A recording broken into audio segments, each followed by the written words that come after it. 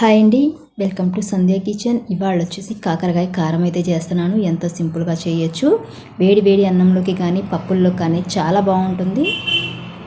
ముందుగా నేను ఒక అర కేజీ కాకరకాయలు తీసుకుంటున్నాను. కాకరకాయలు తీసుకొని సైడ్లు కట్ చేసుకొని చిన్న ముక్కలుగా కట్ చేసుకోవాలి. పైన చెక్కు తీసేసి ఇప్పుడు ఇవి ఒక గిన్నెలోకి తీసుకున్న తర్వాత ఇందులోకి కొంచెం సాల్ట్, నీళ్లు వేసుకొని ఇదంతా కాస్త చేదుపోయేలాగా ఈ విధంగా చేసుకోవాలి. ఈ విధంగా చేసిన తర్వాత 2 సార్లు కడిగేసుకొని ఒక ప్లేట్లోకి అయితే తీసుకోవాలి. నీళ్ళు లేకుండా గట్టిగా పిండుకొని ఒక ప్లేట్లోకి అయితే తీసుకోవాలి. ఈ విధంగా తీసిన తర్వాత గ్యాస్ ఆన్ చేసుకుందాము. గ్యాస్ ఆన్ చేసుకొని కడాయి పెట్టుకొని ఒక 3 గరిటెల దాకా ఆయిల్ అనేది వేసుకోవాలి. ఇలా వేసుకోవడం వల్ల కాకరకాయలు బాగా వేగుతాయి. ఆయిల్ అనేది కాస్త ఎక్కువ పడుతుంది కాకరకాయలకి. ఇప్పుడు ఈ కాకరకాయలన్నీ ఇందులోకి వేసుకొని సిమ్లో పెట్టి కలుపుకుంటా నిదానంగా వేయించుకోవాలి. హైలో పెట్టామంటే పైన వేగుతాయి, లోపల పచ్చిగా ఉంటాయి. సిమ్లో పెట్టి నిదానంగా వేయించుకుంటూ ఉండాలి.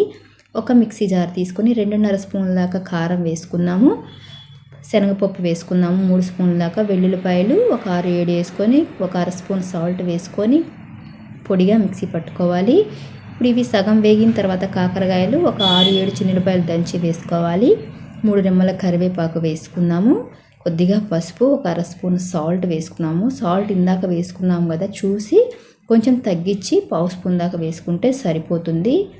ఇప్పుడు ఇదంతా వేయించుకోవాలి. సిమ్లో పెట్టే కాస్త టైం పడుతుందండి. కాకరకాయలు వేయించుకోవాలంటే బాగా వేయించుకోవాలంటే ఒక 70% వేగాలి. ఇదిగోనండి, ఈ విధంగా వేగాయి కదా.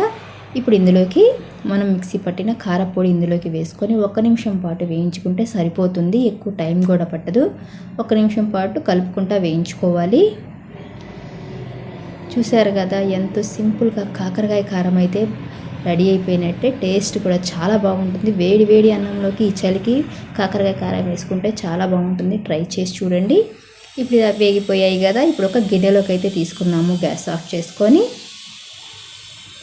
అంతేనండి. ఈ వీడియో కనుక మీకు నచ్చినట్టయితే లైక్ చేయండి, షేర్ చేయండి, కామెంట్ చేయండి.